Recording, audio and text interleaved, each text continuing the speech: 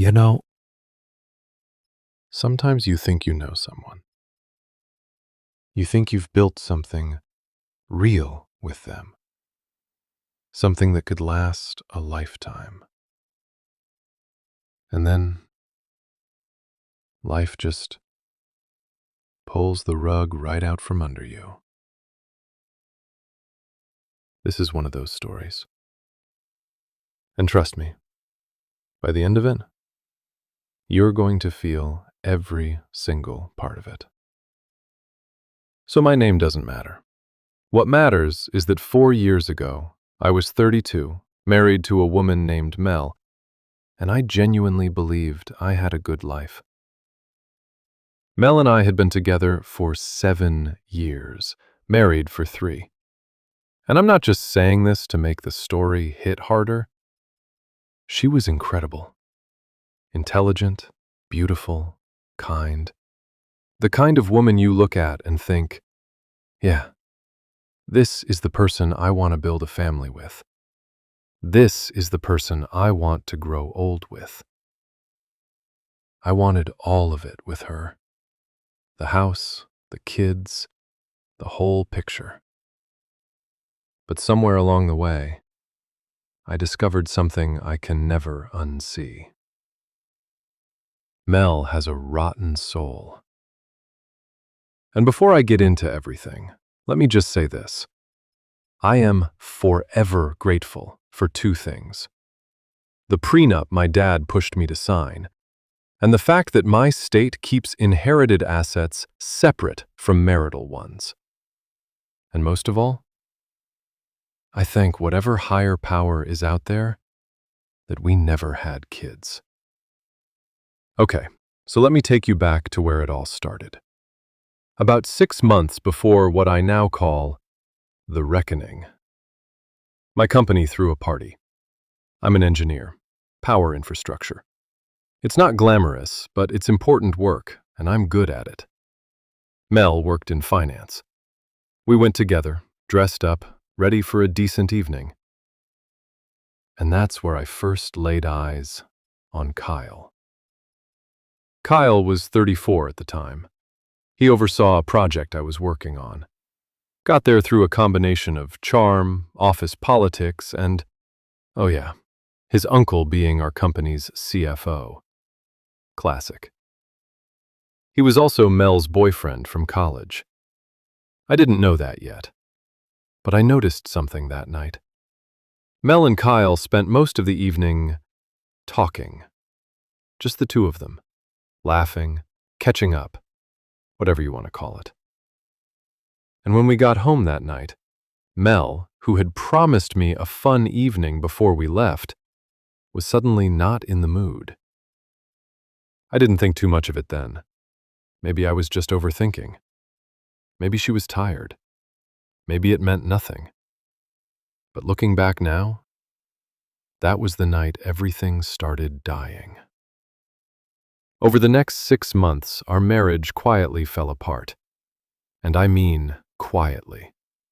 No big fights, no dramatic blow-ups, just a slow fade. In the first 3 weeks, we were still intimate, but only once. After that, nothing. By month 2, we barely kissed. By month 3, if I leaned in to kiss her, she'd turn her head and offer me her cheek like I was a distant relative, like I was nobody. But here's the thing that really messed with my head. She still said all the right things, still talked about our future, kids, growing old together, how much she missed me when I was away. The words were perfect, but there was nothing behind them. Nothing at all. Or maybe I already knew the truth. I just wasn't ready to face it yet. Because while all of this was happening at home, Kyle was making my life miserable at work, too. This guy. He became insufferable after that party. Constant little digs, reminding me he was in charge, implying I was incompetent, which I am not. And then there was the big one. He liked to casually bring up his college relationship with my wife. Just drop it into conversation, like it was nothing. And then he started sending me away. Our project required travel, sure, but the team was supposed to share that travel. Kyle overruled it. Sent me on every single trip. Every other week sometimes. Weekends included. And when I was back, extra tasks, late nights, anything to keep me out of the house. I didn't know what to do, but I was starting to put the pieces together. It was on my second work trip, about 5 months before the reckoning, that I met someone. A guy named Randall. He used to run in the same college friend group as Kyle and Mel, but had drifted away from them over the years. And Randall told me something that changed everything. Kyle and Mel weren't just college sweethearts. They had seriously discussed marriage. It only fell apart because Kyle took an overseas job right after graduation. Let that sit for a second. The man overseeing my career, the man sending me away every other week, had once almost married my wife. Now look, Mel's past before me? That was her business. I'm not the jealous type. I never needed to know everything. But this? When her past becomes my supervisor who enjoys making my life difficult. Yeah. Now it's my business. So on a rare day off at home, I made a decision. I reached out to a friend of my brother's, a police officer who specialized in surveillance. Together, we installed discrete cameras in the corners of the house, connected to existing wiring so there were no visible plugs, no obvious signs.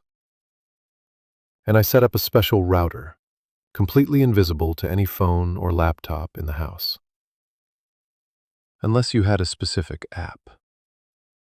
An app that only existed on my laptop. The one I always took with me. Paranoid? Absolutely. But just because you're paranoid doesn't mean they aren't out to get you. Was it legal? I asked my lawyer, Margaret, and yes. Because that house was never Mel's. My grandfather left it to me, before Mel and I were even engaged. Her name was never on the deed. She never contributed a single dollar beyond her share of utilities. It was mine. Entirely. And what happens inside your own home, that's yours to know. Sure enough, on my very next trip away, Kyle came over.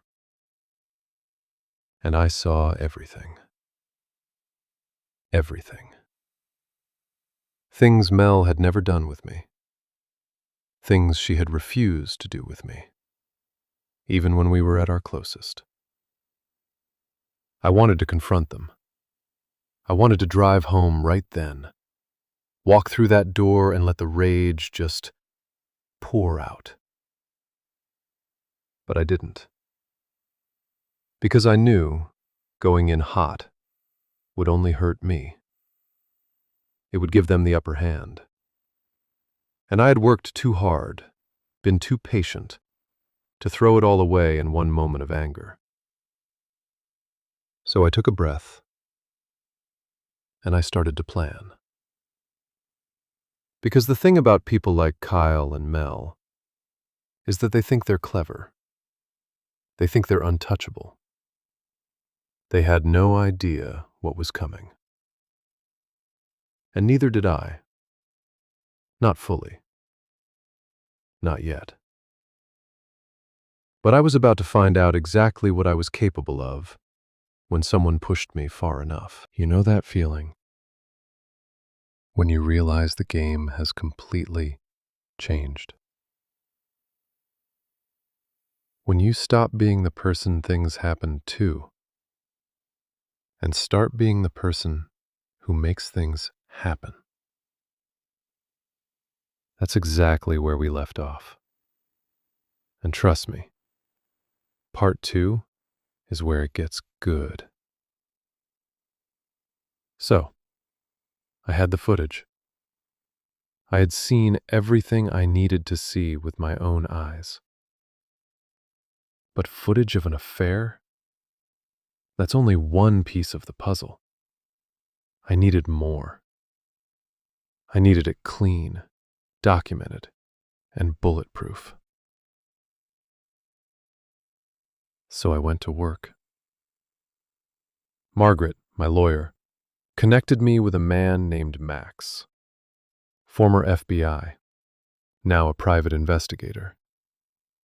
And on the trips where I was forced to stay over the weekend, Max was out there doing what he does best, following them. Kyle and Mel had their little weekend getaways, nice hotels, romantic trips, all of it paid for on a company card. Yeah, Kyle was using company money to fund his affair with my wife. Max documented everything. Every trip, every receipt, every detail.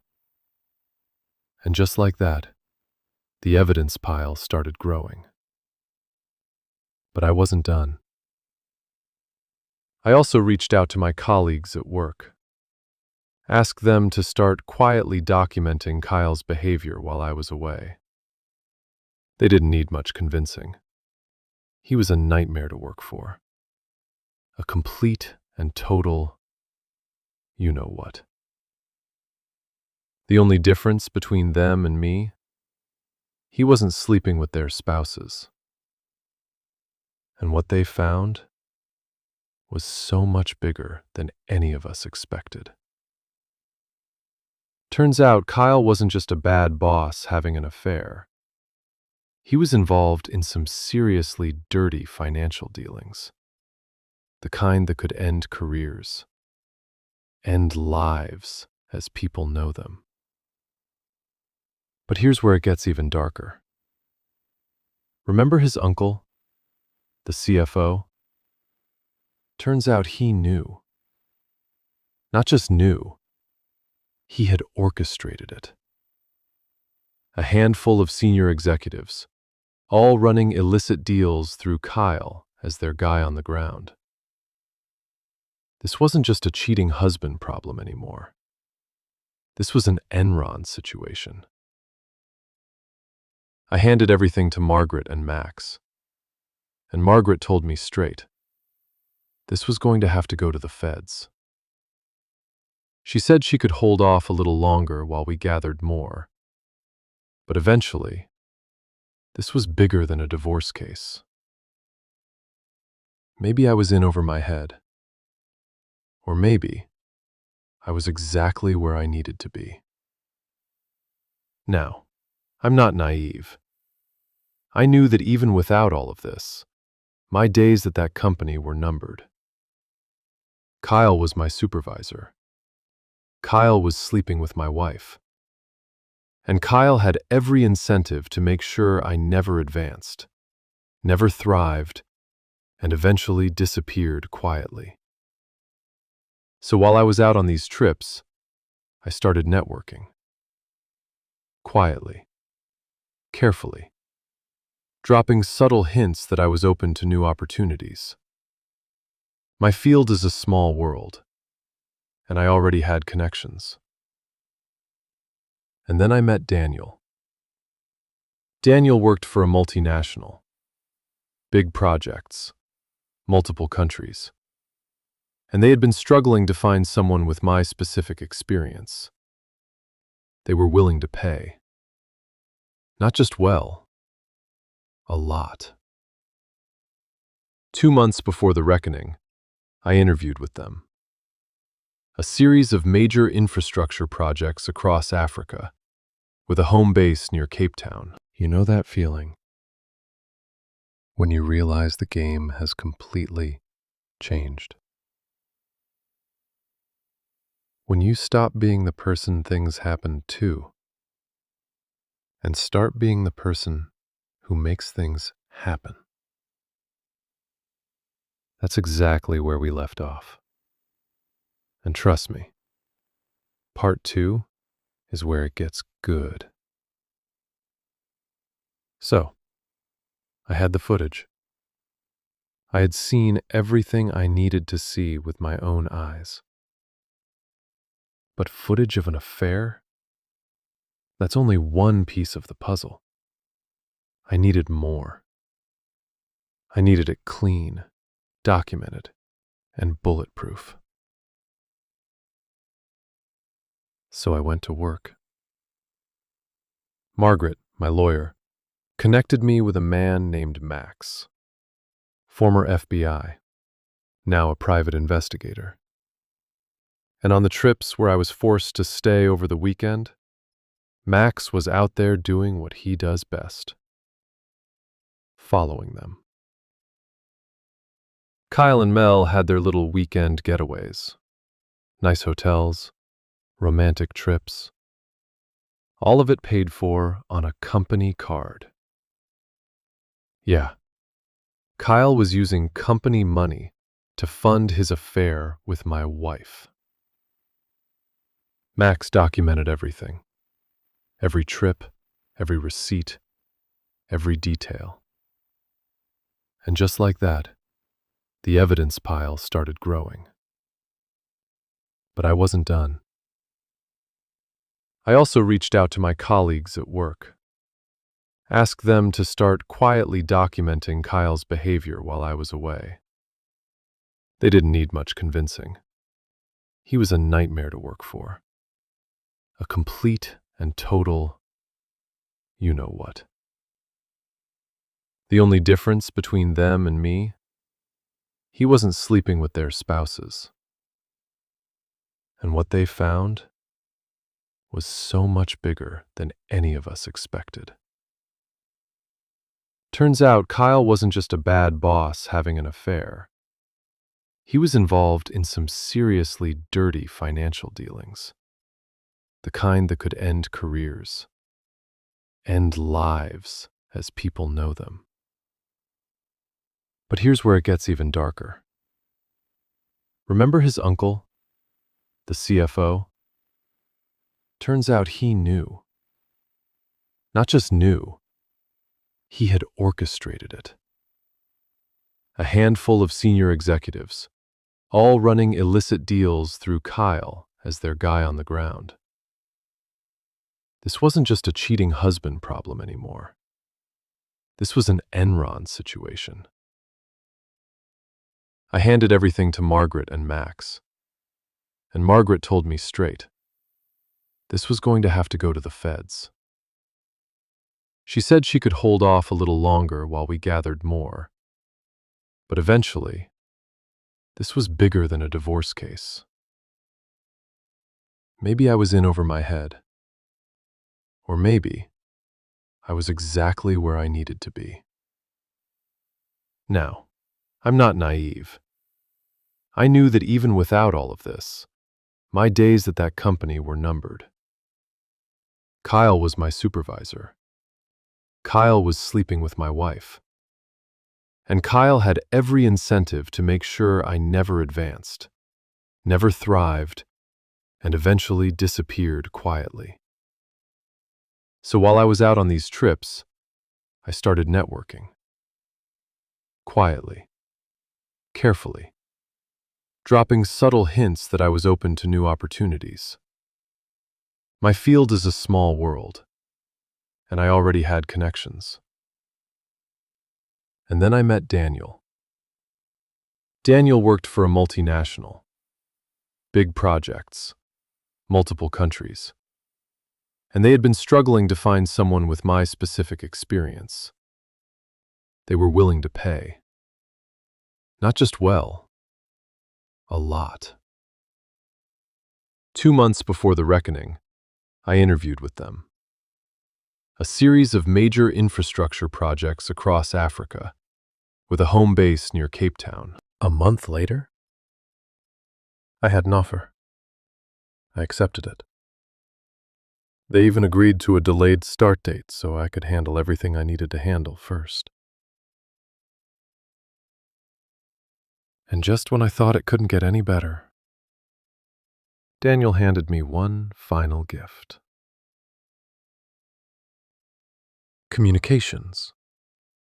From Kyle's uncle to Daniel's bosses, confirming the worst of the allegations.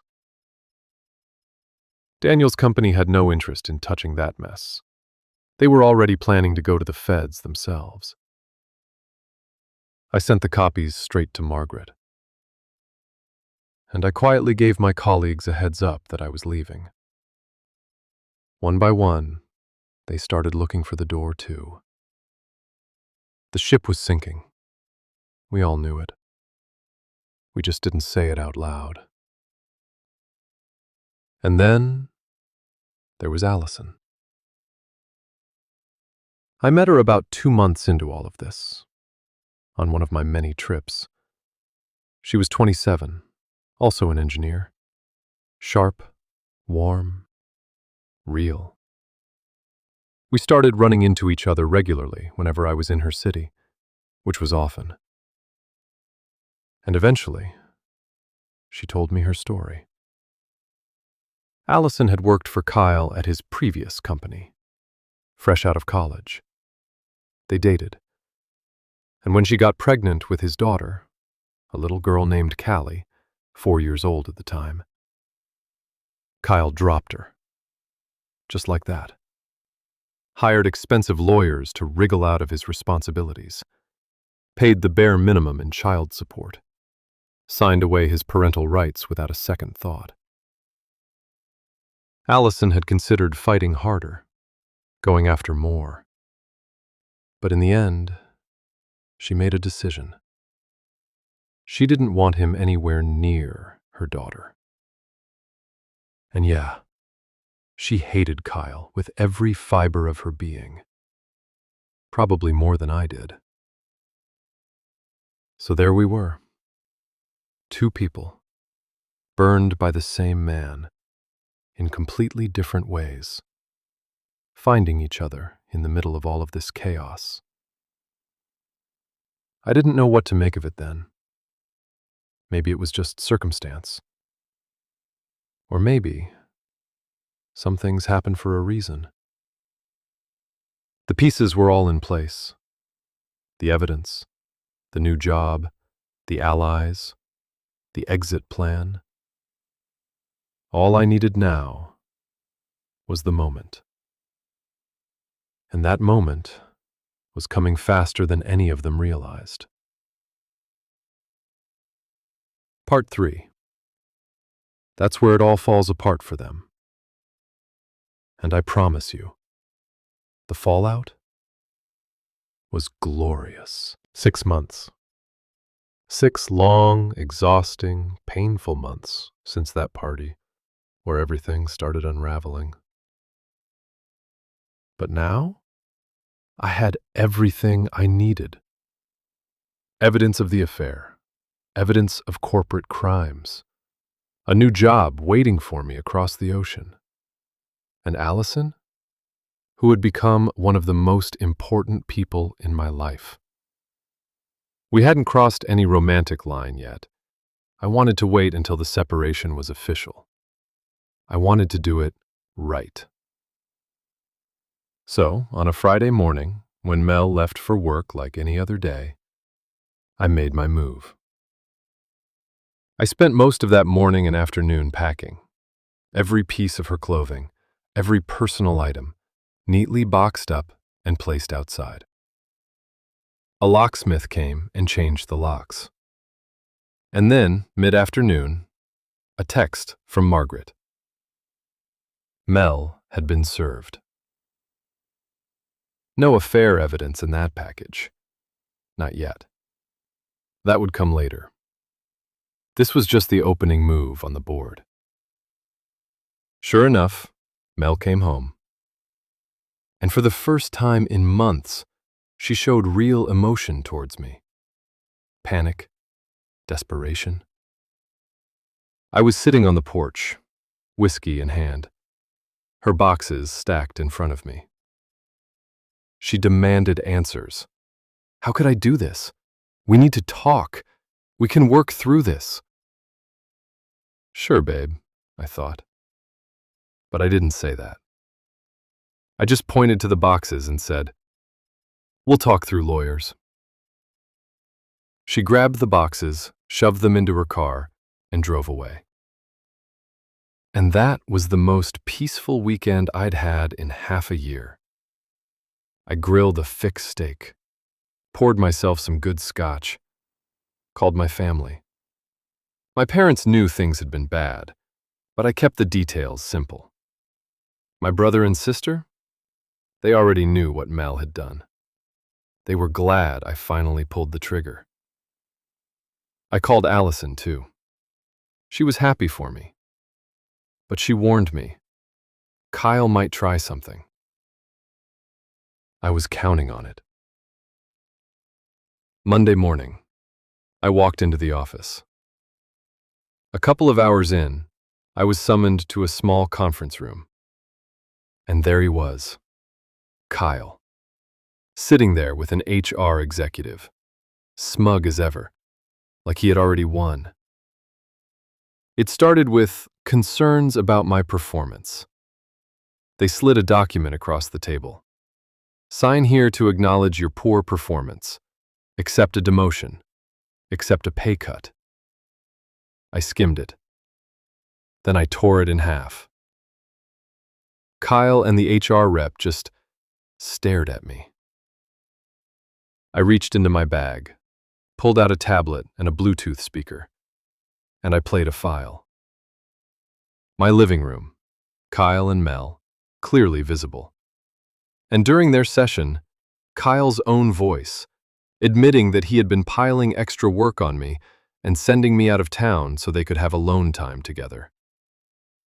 The HR rep's face went completely still. Kyle's smug expression? Gone. Though I could tell he was thinking, adultery alone might not be enough to destroy him. So I handed the rep the next piece. Kyle's company card, used for hotel stays and romantic getaways with my wife. Charged to company accounts. Now he was worried.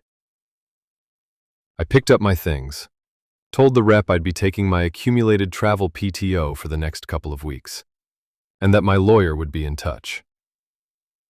And I walked out of that building for the last time. The next 2 weeks were about closing one chapter and opening another. I packed up my life, just my clothes and a few personal things, sold the furniture, donated what I couldn't sell, had the surveillance equipment quietly removed. The house? I didn't sell it. I'd rent it out. It was still mine. The last time I saw Mel was in Margaret's conference room. She had decided not to contest the divorce, but she wanted a payday, half my retirement, the house, alimony, despite the fact that she actually earned more than I did. The prenup took care of all of that. She tried to claim it was signed under duress, but her own lawyers from the time confirmed it was completely fair. Then we laid out the evidence. Max's photos of them at hotels. Then the videos. I deliberately chose some of the more explicit ones to make a point. Mel agreed to a clean divorce. Part of me wanted to drag it out, make her suffer the way I had suffered. But after 6 months of all of this, I just wanted it to be done. We had one private moment afterward, just the two of us. I asked her why she cheated, why she betrayed everything we had built. She said she did love me, But when Kyle came back into her life, old feelings resurfaced. She said she wanted to tell me sooner. She just couldn't bring herself to do it. I laughed, and I told her that her great love had abandoned his own daughter, and that he was about to go through some things. That was the last time I ever spoke to Mel. Now, Kyle. The company card situation was already bad for him. But then, the feds showed up. He was walked out of that building in handcuffs. But Kyle wasn't stupid. Arrogant, yes. Corrupt, absolutely. But not stupid. When the pressure came down, he talked. He gave up everyone. The executives, his own uncle, every single person who had used him to run their dirty deals. The company collapsed, acquired by a competitor for almost nothing, taken apart like it was never anything at all. My old colleagues had already gotten out in time. I'd made sure of that. Kyle avoided jail through his testimony, but his corporate life was over. Last I heard, he'd moved to a rural town in another state, teaching and coaching at a high school. Probably chasing divorced moms. Some things never change. And Mel? She left town too. Different direction from Kyle. She was always smart enough to keep her professional life clean, so I imagine she's still somewhere in finance. Whether she's doing well or struggling, I genuinely don't know. And I genuinely don't care. So, where am I now? Cape Town. And we've got at least 3 more years here. I say we, because Allison came too. She was ready for a change. She joined my new company. And somewhere between all the chaos and the healing and the rebuilding, we got married. I formally adopted Callie. She's mine now, in every way that matters.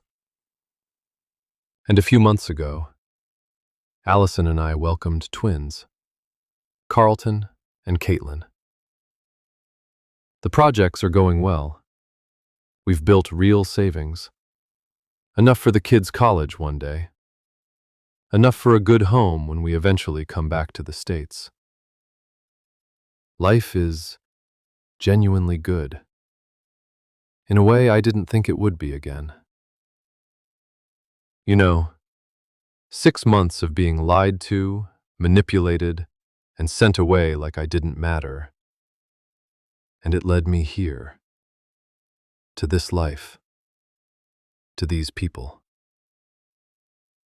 So yeah, my wife betrayed me. My boss tried to bury me. The whole thing nearly broke me. But I packed those boxes, changed those locks, and walked out of that building with my head high. And I never looked back.